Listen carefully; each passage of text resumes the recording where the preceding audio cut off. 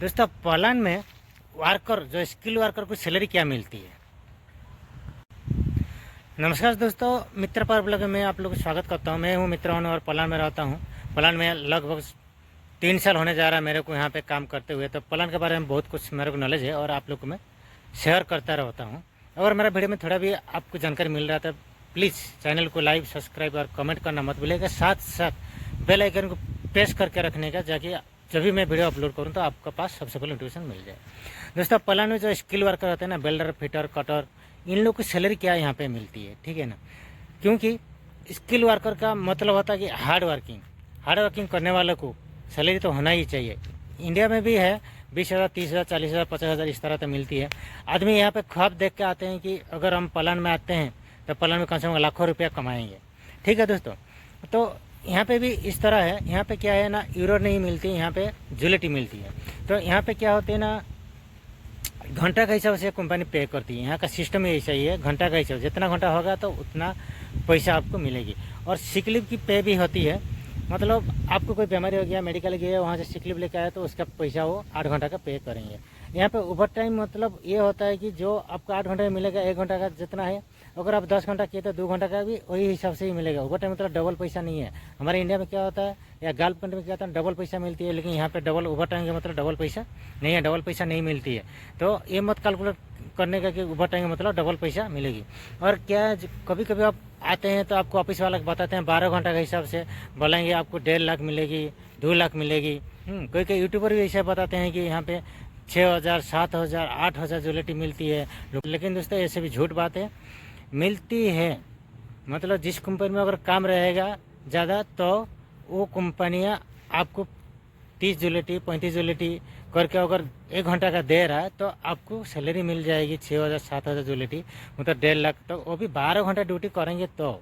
ऐसे 8 घंटा ड्यूटी में आपको कभी नहीं मिलेगी 6,000, 7,000। 8 घंटा ड्यूटी में आपको 60, 70, 80,000 से ऊपर कभी नहीं जाएगा आपका सैलरी। ये आप गांठ खोल के सुन लीजिए, ठीक है ना। जो एजेंट आपको बता रहा है या एजेंट आपको मांग रहा है 5 लाख, 6 लाख, 8 लाख पोलैंड आने के लिए और बोल रहा है कि 1.5 लाख सैलरी मिलेगा, उनसे बोलिए कि भाई कौन सा कंपनी दे रहा है, कंपनी का एड्रेस दे दो, हम कंपनी में डायरेक्ट बात कर लेंगे। यहाँ पे भी मैं आके आप लोग को खुद बता रहा हूँ बहुत सारे वीडियो में भी, भाई आपको अगर 10 घंटा, 12 घंटा डेली काम चल रहा है, वो तो कंपनी का ऊपर डिपेंड करेगा। काम रहेगा तभी 10 घंटा, 12 घंटा देंगे, नहीं तो 8 घंटा ही देंगे, नहीं तो 6 घंटा दे के भी आपको छुट्टी करवा देंगे। छुट्टी करवा देंगे तो जितना घंटा हो उसी घंटा का पैसा ही मिलेगा, दूसरा घंटा का पैसा बिल्कुल मिलने वाला नहीं है।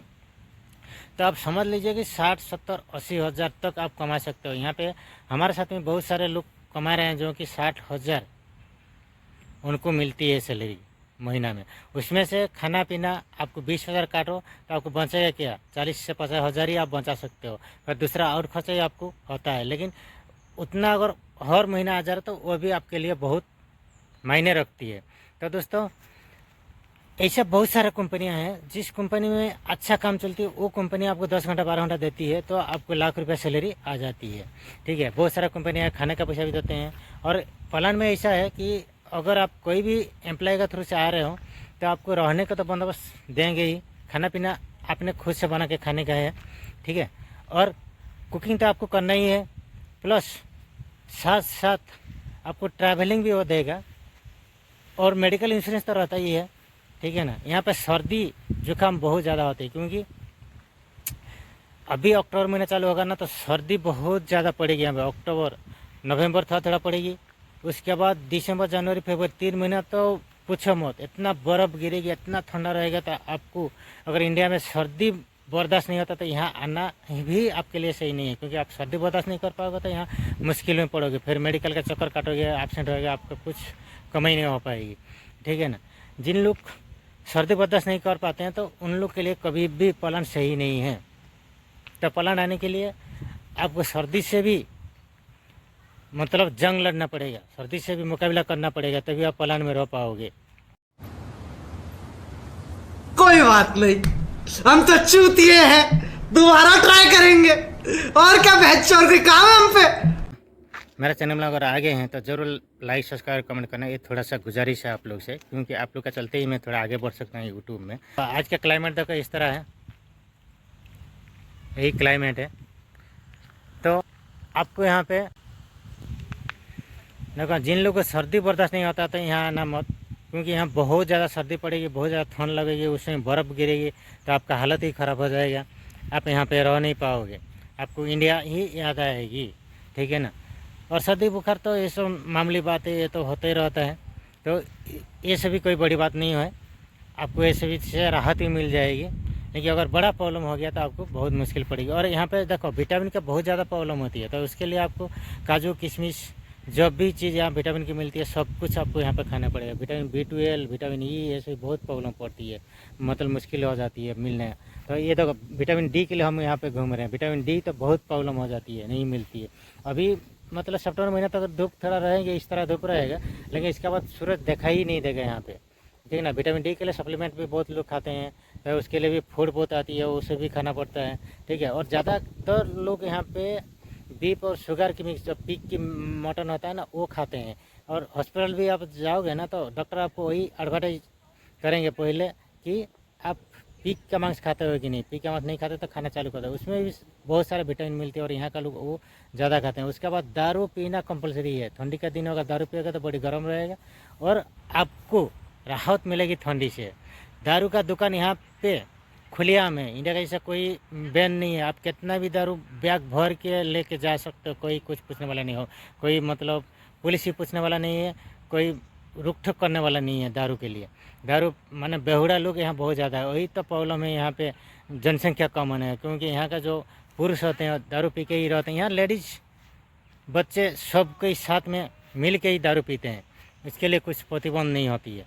एक साथ में बैठ के बाप बच्चे माँ सब बैठ के एक साथ में पिएंगे, उसके लिए कुछ भी प्रॉब्लम नहीं होती है। यहाँ दारू भी खुद घर पे ही बनाते रहते हैं आदमी लोग, उसके लिए भी प्रॉब्लम नहीं है। घर पे जो ये लोग का अंगूर और ये जो होती है ना एप्पल, ये लोग का खेती भी होती है, अपना गार्डन में लगा कर रखते हैं, उसको लेके देसी दारू भी खुद बना के खुद पीते रहते हैं। और सिगरेट तो कंपलसरी है, सिगरेट पीने से बड़ी गर्म होती है। हमारे इंडिया में तो बोले सिगरेट पिएगा तो कैंसर हो जाता है, लेकिन यहाँ का लेडीज से लेके बुढ़िया से लेके सब कोई पीते रहते हैं सिगरेट पीने से भी बड़ी गर्म होती है। तो दोस्तों, अगर आप यहाँ पे आ रहे हो, अगर आपका बैड हैबिट नहीं है तो बैड हैबिट भी मत करने, ठीक है। जितना हो सके उतना ही आप करके सर्दी को बर्दाश्त करने के लिए कोशिश करना, तो आपको बेहतरीन यहाँ पे रिजल्ट मिल जाएगी। 1-2 साल आप रहने के बाद आप भी यहाँ पे आपकी सहन शक्ति बढ़ जाएगी, तो आप यहाँ पे आराम से रह सकते हो, आराम से काम करके कमा सकते हो।